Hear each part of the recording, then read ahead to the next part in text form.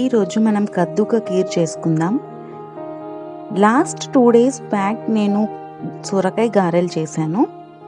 అది మొత్తం చేయలేదు నేను. సొరకాయని కొద్దిగా 1/4 సొరకాయని వాడకుండా అలానే ఉంచాను. దాంతో ఇప్పుడు నేను సొరకాయ కద్దుక కీర్ చేస్తున్నాను. సో ఇప్పుడు ఏంటంటే మన ఆడవాళ్ళం వంటలు చేయకుండా అస్సలు ఉండలేం. బిఫోర్ మ్యారేజ్ ఏమో కానీ ఆఫ్టర్ మ్యారేజ్ మాత్రం ఖచ్చితంగా వంటలు చేయాల్సిందే. ఐదర్ మనం జాబ్ చేసినా ఆర్ మనం ఇంట్లోనే ఉంటూ పిల్లలను చూసుకుంటూ ఉన్నా ఖచ్చితంగా వంటలు మాత్రం చేయాల్సిందే.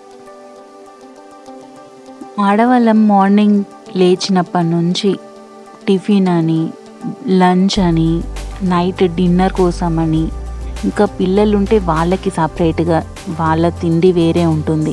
వాళ్ళ కోసం ప్రిపరేషన్స్, అలా రకరకాల ఐటమ్స్ చేయాలి. వాటి కోసం మనం ప్లాన్డ్గానే ప్రిపేర్ అయ్యి ఉంటాం. ముఖ్యంగా నేను చెప్పాలనుకుంటుంది ఏంటంటే, మనం వంట చేస్తున్న హడావిడిలో మనకి తెలియకుండానే వంట కోసం వాడుతున్న వెజిల్సే కాకుండా అనవసరంగా కూడా మన వంట కోసం వాడతాము మిగతా వెజిల్స్ని. అలా చేయడం వల్ల మనకే కదా మళ్ళీ వెజిల్స్ క్లీన్ చేసుకునే శ్రమ ఎక్కువ అవుతుంది. పర్లేదు, మేమే కదా వంట కోసం వెజిల్స్ని వాడుతున్నాము, మేమే క్లీన్ చేసుకుంటాం అని చాలామంది అనుకోవచ్చు. బట్ మనకి బర్డన్ అవుతుందని చెప్తున్నాను.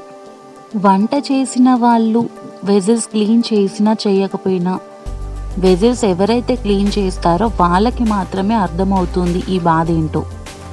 మార్నింగ్ లేచినప్పటి నుంచి నైట్ పడుకునే వరకు మనకి ఉన్న పనులతోటే సరిపోవట్లేదు అనుకుంటే, ఈ వంట విషయానికి వచ్చేసరికి హడావిడిలో మనకు తెలియకుండా మన చేతులారా మనమే ఎక్కువ వెజిల్స్ని చేసుకుంటున్నాం.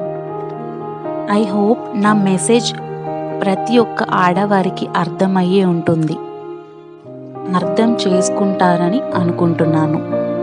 నేను ఇచ్చిన ఈ మెసేజ్ మీకు నచ్చితే వీడియోకి ఒక లైక్ కొట్టండి.